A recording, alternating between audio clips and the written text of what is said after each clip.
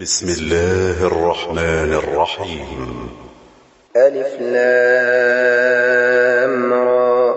تلك آيات الكتاب المبين. إنا أنزلناه قرآنا عربيا لعلكم تعقلون. نحن نقص عليك أحسن القصص بما أوحينا إليك هذا القرآن وإن كنت من قبله لمن الغافلين. إذ قال يوسف لأبيه يا أبت إني رأيت 11 كوكبا والشمس والقمر رأيتهم لي ساجدين. قال يا بني لا تقصص رؤياك على إخوتك فيكيدوا لك كيدا إن الشيطان للإنسان عدو مبين. وكذلك يجتبيك ربك ويعلمك من تأويل الأحاديث ويتم نعمته عليك وعلى آل يعقوب كما أتمها على أبويك من قبل إبراهيم وإسحاق إن ربك عليم حكيم. لقد كان في يوسف وإخوته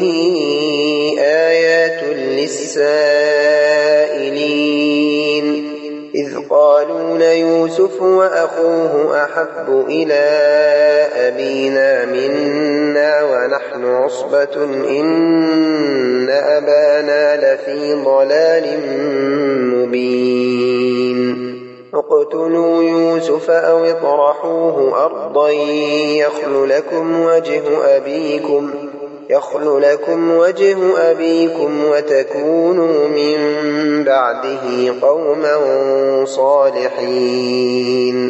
قال قائل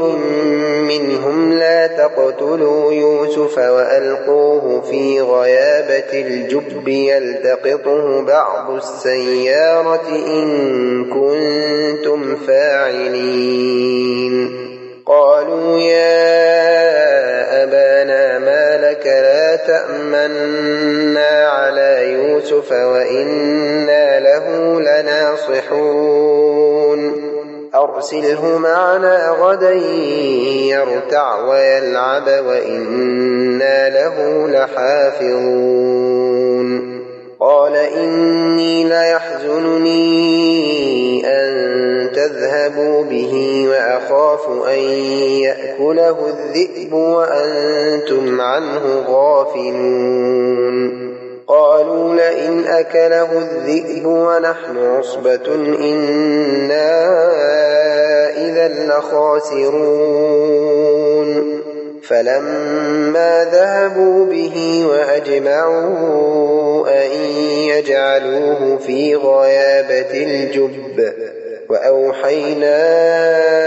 إليه لتنبئنهم بأمرهم هذا وهم لا يشعرون. وجاءوا أباهم عشاء يبكون. قالوا يا أبانا إنا ذهبنا نستبق وتركنا يوسف عند متاعنا فأكله الذئب وما أنت بمؤمن لنا ولو كنا صادقين. وجاءوا على قميصه بدم كذب قال بل سولت لكم أنفسكم أمرا فصبر جميل والله المستعان على ما تصفون. وجاءت سيارة فأرسلوا واردهم فأدلى دلوه قال يا بشرى هذا غلام وأسروه بضاعة والله عليم بما يعملون وشروه بثمن بخس دراهم معدودة وكانوا فيه من الزاهدين فقال الذي اشتراه من مصر لامرأته أكرمي مثواه عسى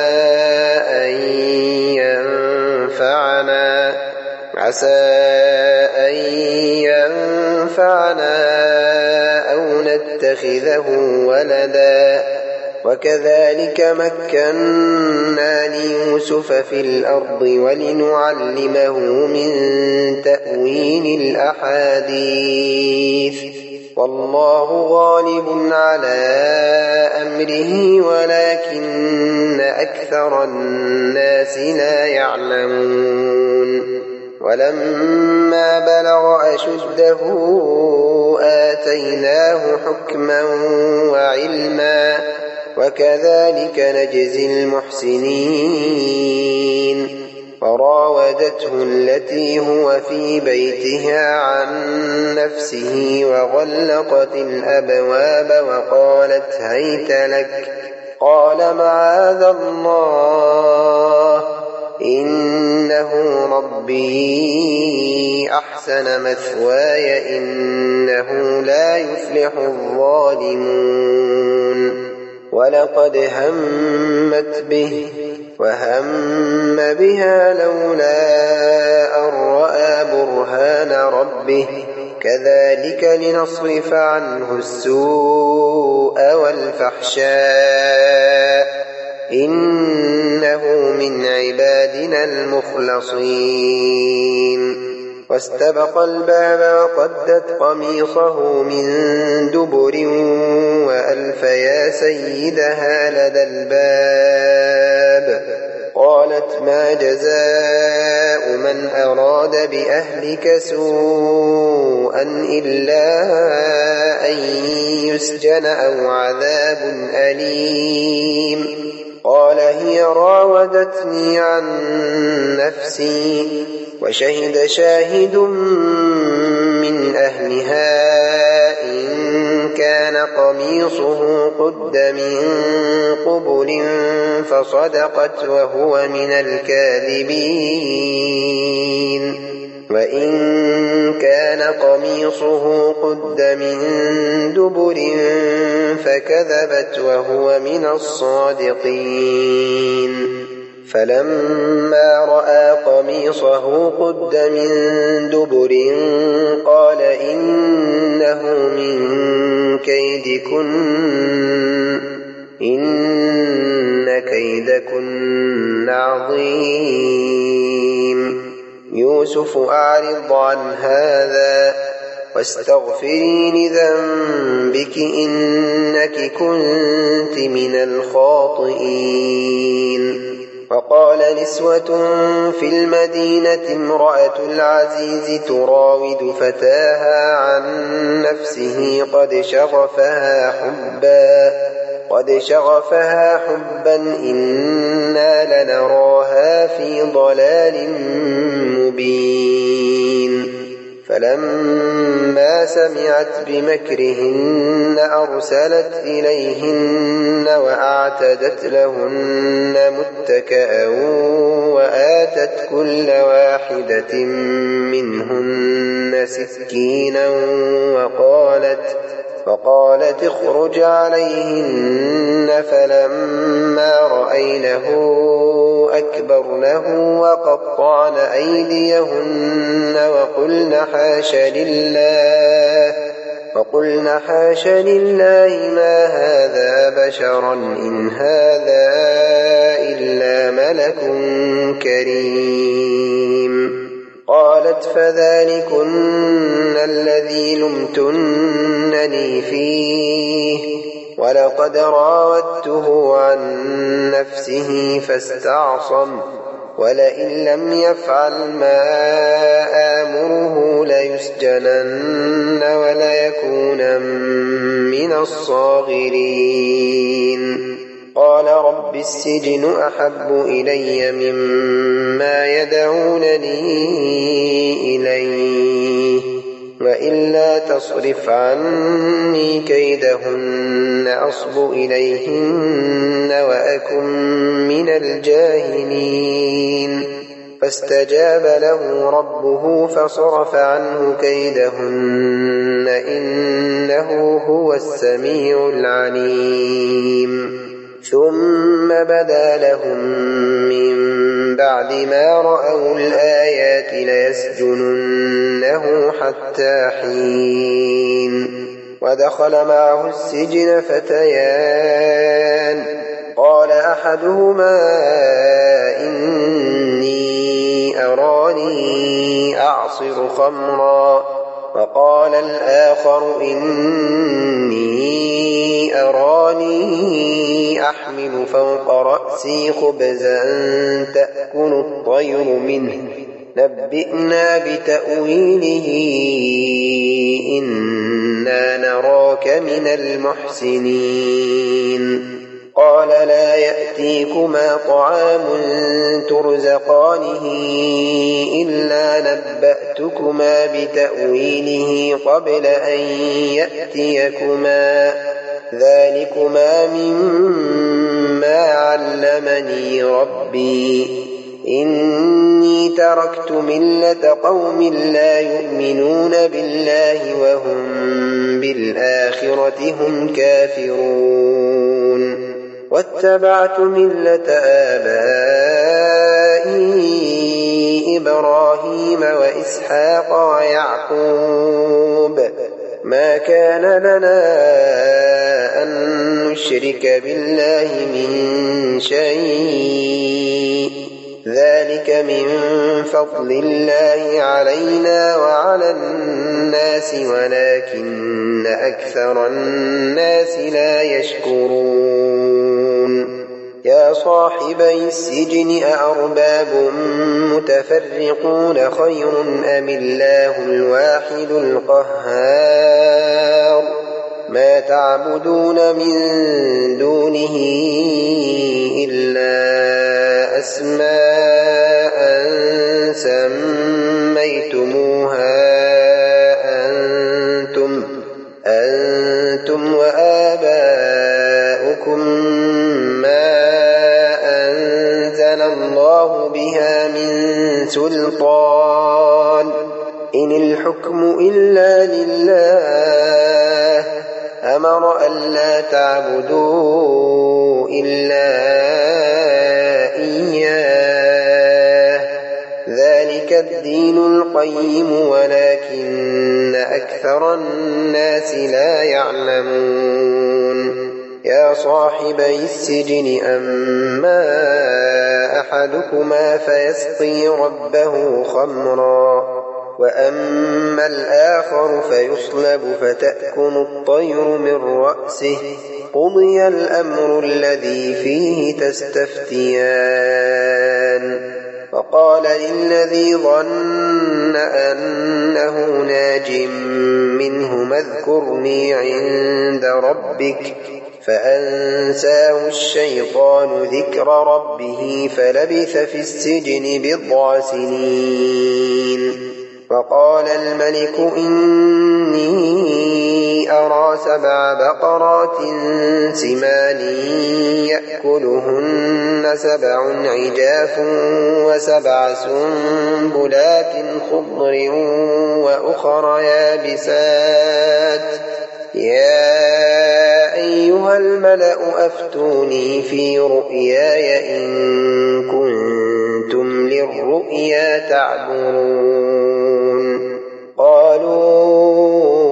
أضغاث أحلام وما نحن بتأويل الأحلام بعالمين. فقال الذي نجا منهما وادكر بعد أمة أنا أنبئكم بتأويله فأرسلون. يوسف أيها الصديق أفتنا في 7 بقرات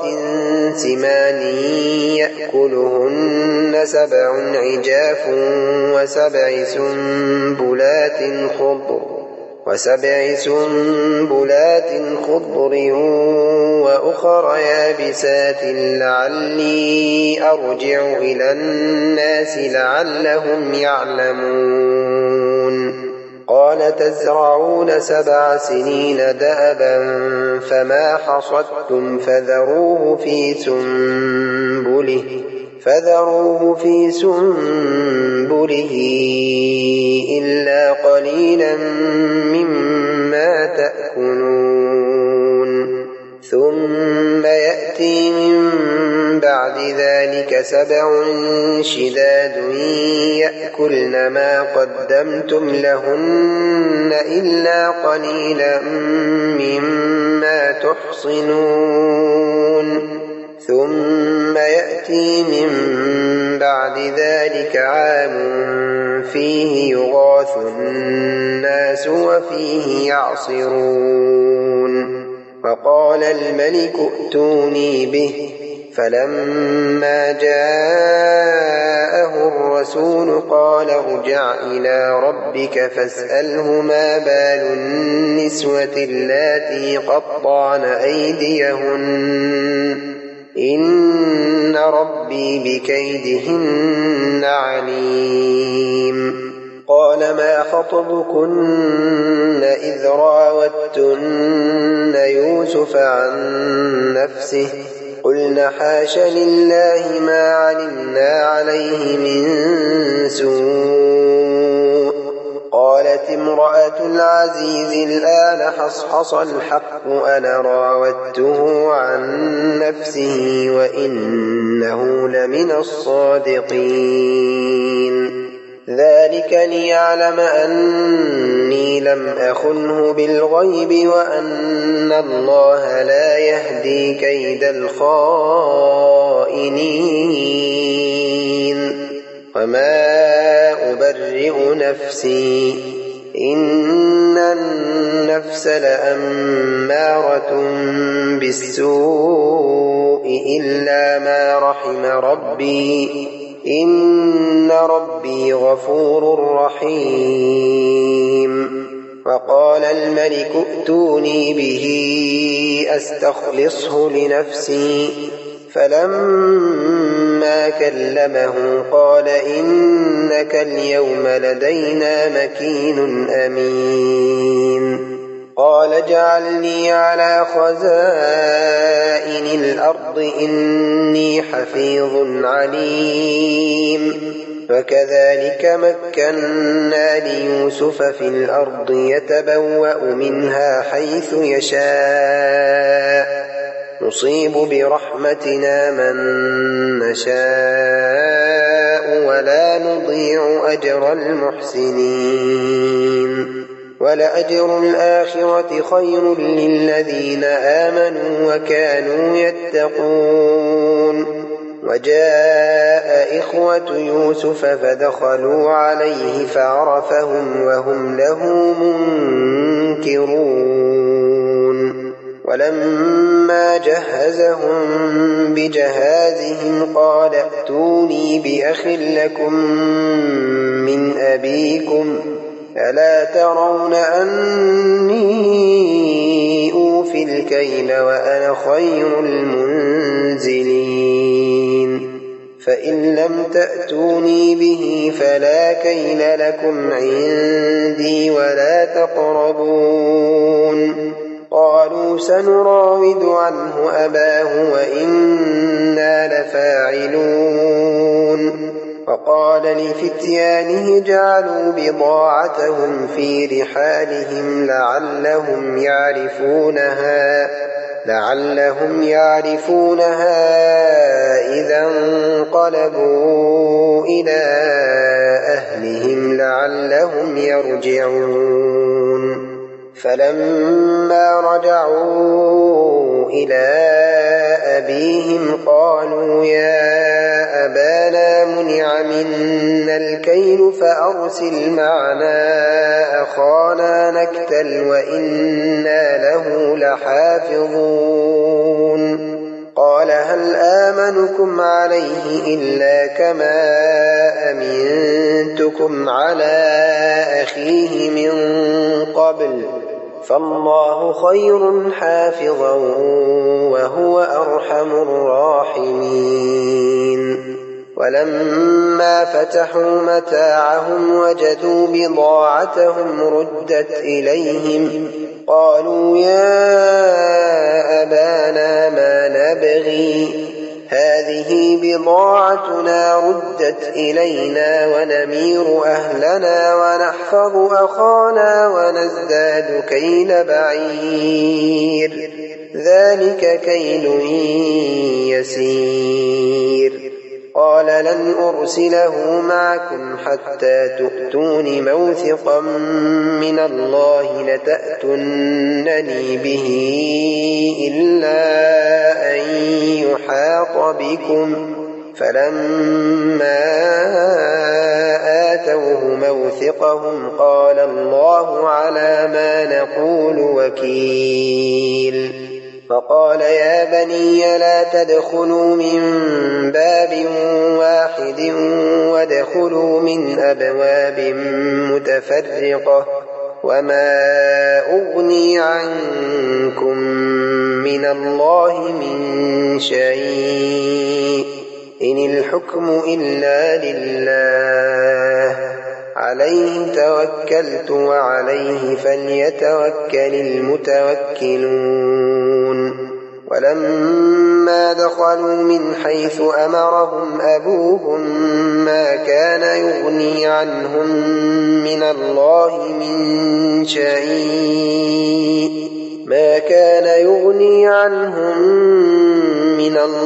من شيء إلا حاجة في نفس يعقوب قضاها وإنه لذو علم لما علمناه ولكن أكثر الناس لا يعلمون ولما دخلوا على يوسف آوى إليه أخاه قال إني أنا أخوك فلا تبتئس بما كانوا يعملون فلما جهزهم بجهازهم جعل السقاية في رحل أخيه ثم أذن مؤذن أيتها العير إنكم لسارقون قالوا وأقبلوا عليهم ماذا تفقدون قالوا نفقد صواع الملك ولمن جاء به حمل بعير وأنا به زعيم قالوا تالله لقد علمتم ما جئنا لنفسد في الأرض وما كنا سارقين قالوا فما جزاؤه إن كنتم كاذبين قالوا جزاؤه من وجد في رحله فهو جزاؤه كذلك نجزي الظالمين فبدأ بأوعيتهم قبل وعاء أخيه ثم استخرجها من وعاء أخيه كذلك كدنا ليوسف ما كان ليأخذ أخاه في دين الملك إلا أن يشاء الله نرفع درجات من نشاء وفوق كل ذي علم عليم قالوا إن يسرق يسرق فقد سرق أخ له من قبل فأسرها يوسف في نفسه ولم يبدها لهم قال أنتم شر مكانا والله أعلم بما تصفون قالوا يا أيها العزيز إن له أبا شيخا كبيرا فخذ أحدنا مكانه إنا نراك من المحسنين قال معاذ الله أن نأخذ إلا من وجدنا متاعنا عنده إنا إذا لظالمون فلما استيئسوا منه خلصوا نجيا قال كبيرهم ألم تعلموا أن أباكم قد أخذ عليكم موثقا من الله ومن قبل ما فرطتم في يوسف فلن أبرح الأرض حتى يأذن لي أبي أو يحكم الله لي وهو خير الحاكمين ارجعوا إلى أبيكم فقولوا يا أبانا إن ابنك سرق وما شهدنا إلا بما علمنا وما كنا للغيب حافظين واسأل القرية التي كنا فيها والعير التي أقبلنا فيها وإنا لصادقون قال بل سولت لكم أنفسكم أمرا فصبر جميل عسى الله أن يأتيني بهم جميعا إنه هو العليم الحكيم وتولى عنهم وقال يا أسفا على يوسف وابيضت عيناه من الحزن فهو كظيم قالوا تالله تفتأ تذكر يوسف حتى تكون حرضا أو تكون من الهالكين قال إنما أشكو بثي وحزني إلى الله وأعلم من الله ما لا تعلمون يا بني يذهبوا فتحسسوا من يوسف وأخيه ولا تيأسوا من روح الله إنه لا ييأس من روح الله إلا القوم الكافرون فلما دخلوا عليه قالوا يا أيها العزيز مسنا وأهلنا الضر وجئنا ببضاعة مزجاة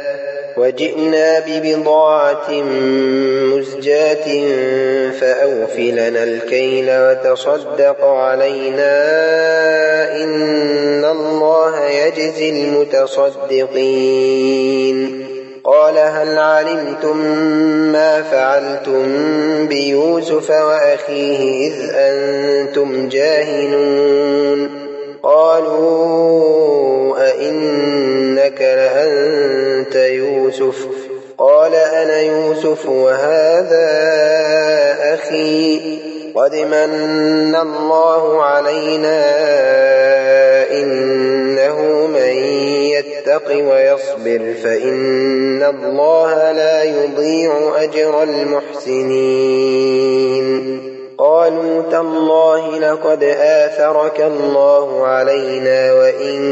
كنا لخاطئين قال لا تثريب عليكم اليوم يغفر الله لكم وهو أرحم الراحمين اذهبوا بقميصي هذا فألقوه على وجه أبي يأت بصيرا وأتوني بأهلكم أجمعين. ولما فصلت العير قال أبوهم إني لأجد ريح يوسف لولا أن تفندون. قالوا تالله إنك لفي ضلالك القديم. فلما أن جاء البشير ألقاه على وجهه فارتد بصيرا قال ألم أقل لكم إني أعلم من الله ما لا تعلمون. قالوا يا أبانا استغفر لنا ذنوبنا إنا كنا خاطئين. قال سوف أستغفر لكم ربي إنه هو الغفور الرحيم. فلما دخلوا على يوسف آوى إليه أبويه وقال ادخلوا مصر إن شاء الله آمنين. فرفع أبويه على العرش وخروا له سجدا فقال يا أبت هذا تأويل رؤياي من قبل قد جعلها ربي حقا فقد أحسن بي إذ أخرجني من السجن وجاء بكم من البدو من بعد أن نزغ الشيطان بيني وبين إخوتي إن ربي لطيف لما يشاء إنه هو العليم الحكيم. رب قد آتيتني من الملك وعلمتني من تأويل الأحاديث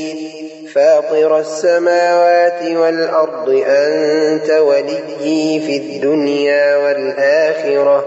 توفني مسلما وألحقني بالصالحين. ذلك من أنباء الغيب نوحيه إليك وما كنت لديهم إذ أجمعوا أمرهم وهم يمكرون. وما أكثر الناس ولو حرصت بمؤمنين وما تسألهم عليه من أجر إن هو إلا ذكر للعالمين. وكأي من آية في السماوات والأرض يمرون عليها وهم عنها معرضون. وما يؤمن أكثرهم بالله إلا وهم مشركون. أفأمنوا أن تأتيهم غاشية من عذاب الله أو تأتيهم الساعة بغتة وهم لا يشعرون. قل هذه سبيلي أدعو إلى الله على بصيرة أنا ومن اتبعني وسبحان الله وما أنا من المشركين. وما أرسلنا من قبلك إلا رجالا نوحي إليهم من أهل القرى أفلم يسيروا في الأرض فينظروا كيف كان عاقبة الذين من قبلهم ولدار الآخرة خير للذين اتقوا أفلا تعقلون. حتى إذا استيأس الرسل وظنوا أنهم قد كذبوا جاءهم نصرنا فنجي من نشاء ولا يرد بأسنا عن القوم المجرمين لقد كان في قصصهم عبرة لأولي الألباب ما كان حديثا يفترى ولكن تصديق الذي بين يديه وتفصيل كل شيء وهدى ورحمة لقوم يؤمنون